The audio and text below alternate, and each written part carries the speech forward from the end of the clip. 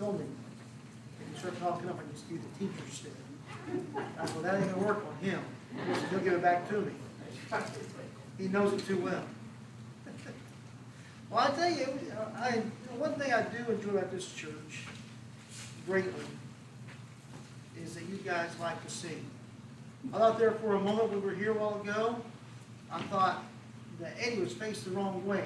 I thought you should have been having choir practice. The way you guys were singing and loud, just man singing it out. You know, again, we've been Amen. We've been to some other churches where, you know, again, you may have 4 or 5 people that sing, and not the whole congregation. So that's a great thing to hear that, to see, you know, you're alive, you're awake, and you're feeling good, right, Jeremy? Amen. Yeah, Jeremy took a trip to Yukon, right? Yes. It wasn't a fun trip, was it? No, it wasn't. So be careful going to Yukon, like Sure. you don't want one of those trips. So yeah, I do appreciate that. You know, you guys singing out, and again, you know, especially when y'all know the songs, right? Right. You get more excited, right? It's helpful, especially when you know my memory, right? That helps out a lot. Well, we're going to be in Ephesians Chapter 6. I told y'all that, right? Wednesday night, I think. I can't remember if I did or not. No, I can't remember if I said it was going to be a later time, but I went ahead and do it tonight. Ephesians 6, there's verse 10. Kind of the question I have for you, again, a lot of my things that, you know, God just put some in my heart, I think about it, and so then I kind of got to go digging and looking and finding some scripture on those things. And kind of the question I have for you tonight, if you turn to Ephesians 6, verse 10, is when you get dressed, when you're getting dressed in the morning, what is the item you put the most thought about to your attire? Your what? Underwear, okay. Support, okay. We needed to know that. Well, yeah. That's what I get for asking, right? You know, I've been missing Harold on Wednesday nights. Maybe I won't miss him anymore, right? Yeah, Lord, send him back to Kansas again for the day, right? This is a learning process. It is a learning process. And maybe I should have said, don't answer aloud. Maybe. But no, I mean, think about that question. When you get dressed in the morning, I mean, and as you're getting dressed, how do you plan, how do you prepare for that? Again, what are the items that again are, man, I'm thinking about this. This, you know, again, I know some of you, you know, or you want to match. Oh, this is red day. This is blue day. You know what? The weather's going to affect what I want to wear, so I got to make sure I wear long sleeves. Or if you go to Crystal's classroom, you want to wear, you know, wear a couple of jackets, right? It's cold. It's cold in her classroom. I tell you, it's freezing there sometimes. And so again, you think about those things. But tonight, we're going to look here. To me, in my life, it's probably one thing that is probably the least thing I think about. Okay? And so I want to read here real quick. Again, I probably will have you out of here before 7 o'clock. You can go home and watch the last of 60 minutes. Okay? So, Ephesians 6, 10 through 14 tonight. Finally, my brethren, be strong in the Lord and the power of his might. Put on the whole armor of God, that you may be able to withstand against the wiles of the devil. For we do not wrestle against flesh and blood, but against principalities, against powers, against the rulers of the darkness of this age, against spiritual hosts of wickedness in the heavenly places. Therefore, take up the whole armor of God, that you may be able to withstand in the evil day, and having done all to stand. All right, verse 14. Stand therefore, having girded your waist with truth, and put on the breastplate of righteousness. Let's stop there. And again, my focus tonight is that verse 14, stand therefore, having girded your waist with truth. Okay? You know, one of the things was, when I was younger, and Bessie, sure you've heard this, right? I'm going to go more in depth. This is number 5 for y'all. But again, you know, I didn't wear a belt when I was in high school and stuff, when I was younger. I don't know, I just didn't have the need for it. Maybe it's because I just, you know, my pants were already tightened up. I didn't need anything to help hold them up, you know. And again, now in my age, I've got to have that belt, but you know, again, it's one of those things. Sometimes though, I put my pants on, oh, these are great. They're gonna be good. And you know, the thing is, you get an hour, 2 hours from home, and those pants, I don't know, they get relaxed or whatever, and then it's like I spend the rest of the day holding my pants up. You know, fighting. Gang member. Huh? You're a gang member.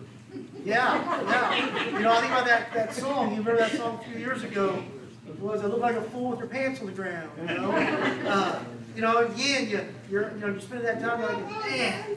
And so sometimes I'll be out there. I mean, even today, I'll sometimes put pants on. I'm like, I think I could go without a belt, but I better put it on. Better put it on because you know what? Things could change. You know, and so that's one of the things I've come up with. I thought that a little bit in my own life. Just wearing a belt. And I see this verse, and it says, you know, the first thing, talking about the whole armor of God. The first thing he mentions though is a belt. When I'm about getting dressed, I'm not thinking about what belt I'm putting on. Are you? You only got one, yeah. I hear that. I almost said that. I bought a new one the other day, and I bought a little bit smaller, and I didn't know if it was going to fit it all or not. Still didn't wear it much. Like, I don't want to try it, you know? Fear of that. And, you know, so I think about that. And so again, one of the things as I look at this, you know, why did Paul here mention the belt? Okay? And again, kind of real quickly is that, you know, again, Roman soldiers were popular, you know, that time and stuff. And one of the things as I studied and looked at this a little bit is that, you know, for a Roman soldier, man, you know what you wanted most importantly? You wanted a belt. And that's what it said. You wanted the belt and the shoes. You know why? That identified you as a Roman soldier. It identified you as that. So, you know, it gave you know, you could, you know, again, if we watched the movie Rudy years ago, you know, again, you know, he was a guy that wanted to play football at Notre Dame and stuff, and you know, none of us have been to college or anything, and he went over there and got into Notre Dame and practiced with the team and stuff, and you know, his family just didn't believe him. So he had to bring their progress report to his parents and say, hey, here's the progress report. You know, I've got grades and stuff, and they didn't believe he was with a football team because he never suited up. They never saw him on TV. And finally, the last game it was season of the career. He had to suit up. And his parents came and they were like, that's our boy. That's him. That was proof to him, hey, you know, you see me in that uniform. You see me in that. And so again, for the Roman soldier, the belt and the shoes were a key thing. The belt was a key thing. And again, you think about the belt, and again, they say, you know, it had straps on there to kind of protect your legs and stuff, because again, Harold, I don't know what they had on, okay? And so maybe the belt was the protection there and so forth, I don't know. But, you know, it could have straps to protect them. It could have metal on there to kind of make a little loud sound and stuff. And, but, you know, and Fred, I know I thought about you a little bit, because again, in your career, your belt was important, wasn't it? Yeah. It was important. And, you know, the thing was, you know, you might have your sword on one side, your dagger on the other side, and you might have some other stuff on there. And so again, you need, you know, that made you feel important. And the thing was, though, and you had to know where those things were at. Just like you, right, Fred? You had to know where everything was at on that belt. But the other thing about that belt, you put that stuff on there, and again, you know, it made, you know, if you decorated it up, it made you feel macho, it made you feel tough. But in the same sense, though, is this, and I'm going to keep picking on Fred a little bit, I should have warned you, Fred. But you know what? That soldier had to prepare himself as to how to walk. Because that belt was heavy, possibly. If he was, you know, armored up right. And so he had to learn how to walk a certain way, and, you know, and how to bend and stuff like that. And know where those things are at. It makes you think about when I worked for Paul King for a few years, and again, I had to put that tool belt on, and I just bought the, you know, again, for me, personally, when I worked there, I wouldn't plan on staying long. It was just a job out there. I went there to haul hay. I stayed 3.5 years doing all kinds of stuff. They had to give me a tool bags and belts, and stuff. And I just bought the clip-on kind. I didn't buy the long strap and the forks through it, all that stuff. I just bought the cheapest one possible. But I remember, anytime you took a break, the first thing you'd say, "Oh, let's take a break." What was the first thing you did? Just took that belt off. That thing was heavy and it had, and stuff. And so I think about that with this and this belt. Again, the soldiers wore that, and people knew who they were because of their belt. I think about that, and so I think about that with our own lives. As again, if in the morning we get up, who would think about, I need to be concerned about my belt. But again, Paul here is reminding, hey, the belt of truth. Knowing, hey, what are you living for? Who are you living for? How are you going to live today? And he starts off there in Ephesians 6:10 and verse 10 there, and again trying to prepare them as to how to plan to live. Finally, my brethren, be strong in the Lord, in the power of His might. How many of us get up in the morning and go, well, I've got to do this, I've got to go here, I've got to do that, instead of saying, God, what do I need to do today? How do I need to prepare for today? We're so focused on what I have to do and not what God wants to do. And that's what I can get at. That's that truth. What is my purpose today for? Okay? And again, you think, well, man, I've got a lot of stuff to do. So we've got to gear up right and know how to walk, know how to stand. Again, I know I'm picking on Fred there a little bit, but again, that belt, again, a high patroller or policeman would wear is heavy. And I've seen some of those, I've seen TV, okay? And a lot of times you see those policemen and so forth, first thing they do is take that belt off when they're off duty. Do that thing off, because man, I'm tired of wearing that. That's could be a thorn in my side, things again, you get some thicker sides, it kind of affects you a little bit. And so again, being ready for that. So yeah, I think that Paul gets them ready for it, trying to prepare them for what they need to be thinking about. In verse 11, put on the whole armor of God, be able to stand against the wiles of the devil. Again, everything else that the soldier would put on, he wasn't going to fight with that stuff. That was just to help defend him. But that belt had the sword, the dagger, and maybe some other tools in there that he was going to use to fight with. And so he had to make sure he had the right tools with it, Again, I know Dick said the other day, I can't remember what it was, but how, he used to like to go fishing. Well, he when he was going fishing, he would want to know where he's going. So what? He could take the right equipment, right? You don't throw that down to the Gulf of Mexico and take your freshwater stuff, do you? I don't know. You don't know? You've never been there yet. Oh, man. You take your saltwater stuff. And yeah, I fished once out in the Pacific Ocean many years ago, and I don't know what I had or anything. I went to visit my buddy, and we just went out there and caught a ride, and I watched people do many things out there. Some people didn't like it. Their bodies didn't like it. And so, but again, thinking about that, though, but then verse 12, though, I think is one of the most important things in our life today, especially, to put on that belt of truth, to realize this. And it's easy to forget verse 12. For we do not wrestle against flesh and blood, but against principalities, against powers, against the rulers of the darkness of this age, against spiritual hosts of weakness in the heavenly places. I think, again, so many times it's so easy for us to get mad at some person. We got to look at, man, who's guiding them? Who is behind their actions?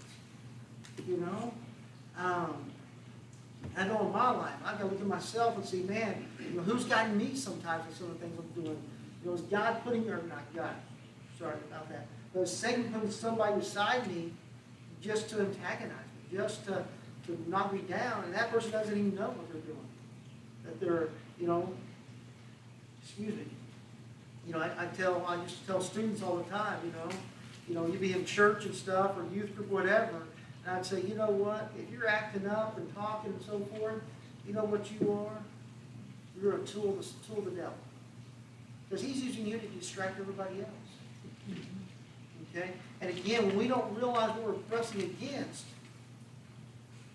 then what we are, we're also a tool of God because we're just fighting against them and making things worse instead of making them better in the truth of who God is. And so I think that's one thing that's important. And going down here, verse 13, therefore take up the whole armor of God, you may be able to withstand in the evil day, and having done all to stand. And you see in that little few verses, those 4 verses there, several times it tells us to stand. And like I started off with on that belt, and it had this sword, and man, it might have lots of stuff to make some noise with. I think we thought about that a little bit with Gideon, his mighty army. That they broke those clay pots and blew their horns, and it sounded like 1,000 people fixing to attack that encampment. And again, a soldier may have had stuff under the jingle and make it like a ton of people was coming towards that, the enemy there. And again, same with us. If we come dressed the right way, we'll be ready to stand. Again, that weight of that belt, you got to stand a certain way. Again, we don't think about that. How am I going to stand? And again, the shoes, it's one of the commentaries I read said, it mentions the belt and the shoes, but, they weren't, those weren't the important items. But I really think, though, they were important items. Because the belt was the truth. It gave them the weapons. The breastplate, it was just a protector, wasn't it? The helmet, a protection. Okay? But the belt had the weapons in it. Had the sword. And the shoes, again, help them be able to stand the way they need to stand. Be able to move the way they need to move.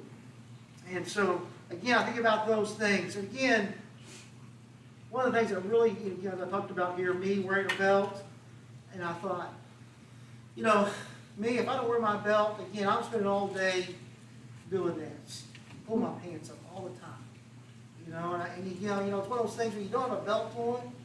Let me tell you, if I pull them up in the back, the front goes down, so I got to reach up, pull the front up, and vice versa.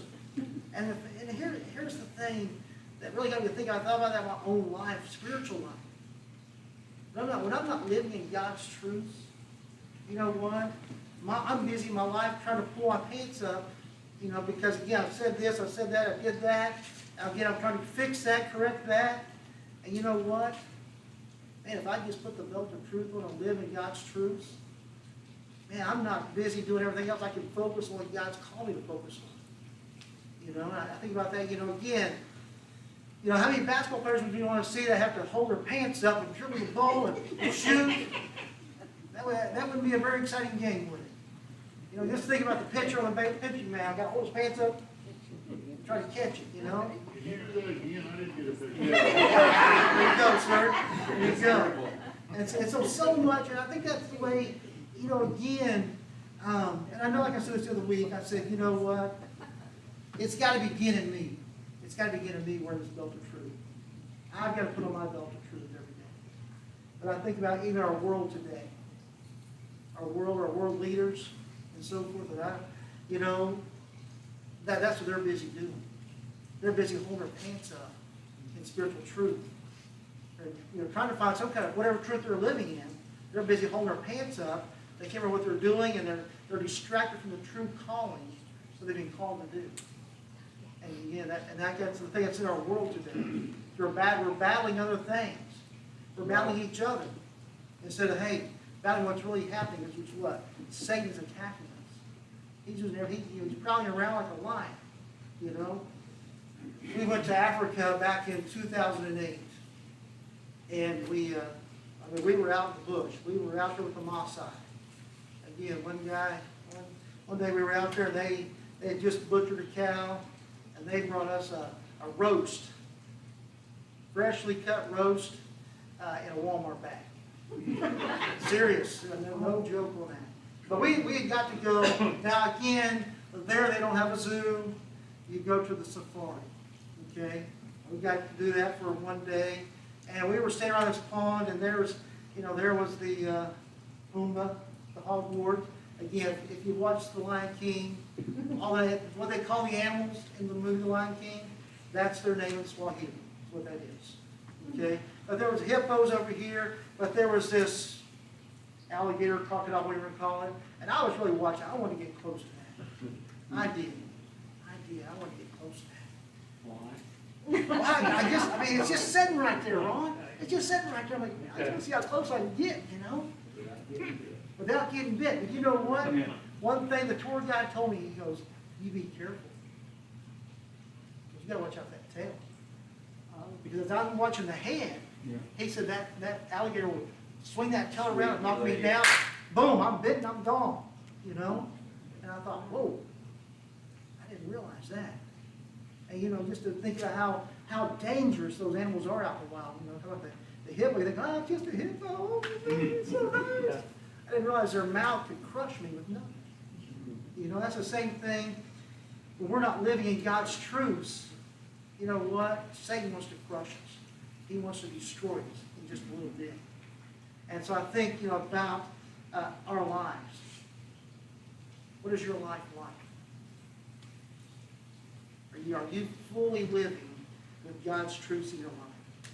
Putting on the whole armor of God. And it begins with that knowledge. You know, we think about our shirt, our pants, underwear, which I mean, hey, that could be really, that is important. It's important. It's important. Okay. That's all I'm gonna think about now, Okay. between you two guys. Socks. Your underwear. Socks are important. And you know what? That belt of truth, though. That belt of truth. It's just, you know, you think, well, man, it's just so tiny. It's so small. But that's where everything comes from. That's where our life comes from. Again, you know, as we look here in Ephesians, we go back, you know, Paul's trying to prepare the people for all ways of living, you know, through all different forms of what to do, through job descriptions and so forth. But I want to read here just a couple of verses here really quick. Ephesians 4, let's turn there really quick. Read there just a little bit about why. Why do we need truth? Again, talk about the spiritual warfare. So Ephesians 4, 14 and 15. We'll look at those real quick. Why do I need the belt of truth? That we should no longer be children, tossed to and fro and carried about with every wind of doctrine, by the trickery of men and the cunning craftiness of deceitful plotting. And just think about that. It's so easy for us to be taught here and there by you know, just watching the news, watching TV. We can, you know, we can go, oh, this is what I heard. I need to do this, I need to do that. You know, again, we watch, you know, I mentioned, you know, some students and stuff. You know, you read a magazine. Well, this month, ladies, hey, the curly hair is in. Next month, you know what? You've got to have long, straight hair. And some of you men say, yeah, I've heard that before. Right? But, you know, and how it changes. And it's just trying to pull us in. But again, you know, we have got to be having that belt of truth to know what is true, to know where to stand at. And so, you know, again, I was a friend of mine, he was down there judging a pig show down in Bengal one time, and he didn't know I was there. But I heard him, and he goes, you know, kind of, you know, that in that showing animals stuff, you know, it kind of changes. It kind of sways to one end to the other. He goes, one time they want them super fat, and the next time they want them super lean. And he goes, you know what? People